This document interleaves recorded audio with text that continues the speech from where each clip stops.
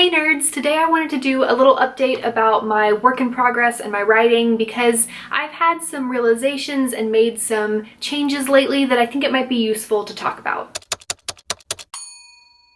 You might be aware that I've been working on the same first draft for over a year now. I am a slow writer, but I'm not usually this slow. Now, there are multiple factors that have caused this book to take longer than other first drafts I've written, but one of the major ones is the fact that this book is just the longest book that I've written. I currently have about 70,000 words, which is only a few thousand words shorter than my last finished first draft. And I'm only a little over halfway through this one. There are a lot of characters and a lot of plot, and it was getting out of hand. The book just kept getting longer, which leads to the other problem I was facing. Even though this book was gearing up to be twice as long as most of the other first drafts I've written, I still felt like I was shortchanging a lot of the subplots and the secondary characters while just trying to get through the massively long main plot. A secondary character would show up in one scene, be established as a major part of the main character's motivation or backstory or whatever. Maybe they'd introduce a subplot,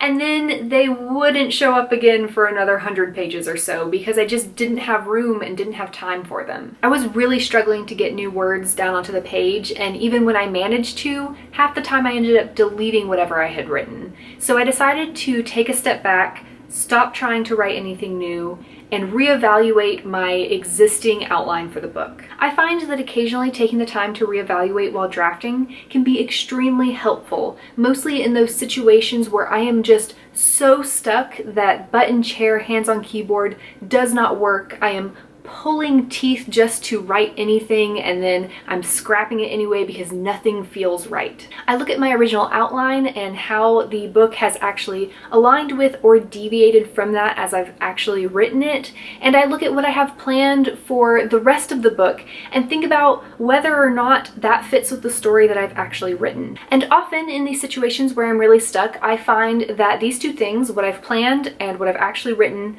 aren't matching up quite as well as I had hoped. And then I'm able to figure out ways to make adjustments, either to get back on track or change my intended course. It's also really important for me to evaluate whether I'm still telling the type of story that I set out to tell. This is more important than any elements of plot or character that have strayed from my initial vision. Am I still capturing the themes and the tone and the feelings that I was really wanting to tell, that I was so excited about? While I was thinking about all of this, I was reminded of a conundrum that I had way back in the plotting and outlining phase. You see, I had one other problem with this book that I had been ignoring all along. Over half of the book takes place in a fortress that the main character has lived in her entire life.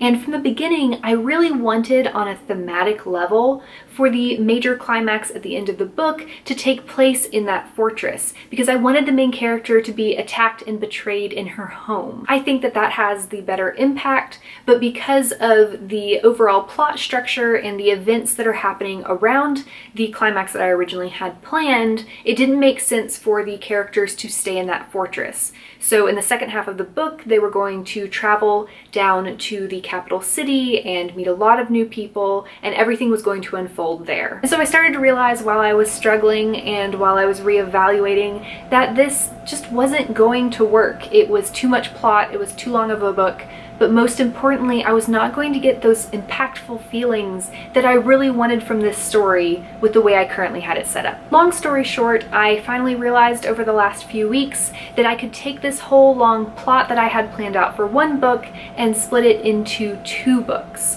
I could take the events that were supposed to be in the second half, the traveling, the going to the capital, some major twists and reveals, and I could flesh that out into its own story. It took a few days of thinking and brainstorming, but I figured out how to use my current midpoint to build towards a climax instead. I figured out a series of events, an attack on the fortress and a betrayal from the inside that will result in that loss of innocence and that loss of a sense of safety for my main character that I was aiming for. before. So now instead of another 60,000 words to write, I probably only have about 10,000. Yay! And then once I'm done with that, I can go back and I can flesh out some of those subplots and secondary characters that I wasn't giving enough attention to without worrying about the book getting too long. Awareness is such a critical skill as a writer that you learn over time. It's being able to tell when something just isn't working or isn't right in your story. It's why I will always recommend stopping and taking a break and reevaluating when you're stuck, rather than just trying to plow through and writing tens of thousands of words of the wrong story. Anyway, that's all I have for today, nerds. I hope this was helpful or informative in some way. Don't forget to join us this Sunday at 7:30 p.m. Eastern Time for our live chat. We will be talking about prepping for NaNoWriMo.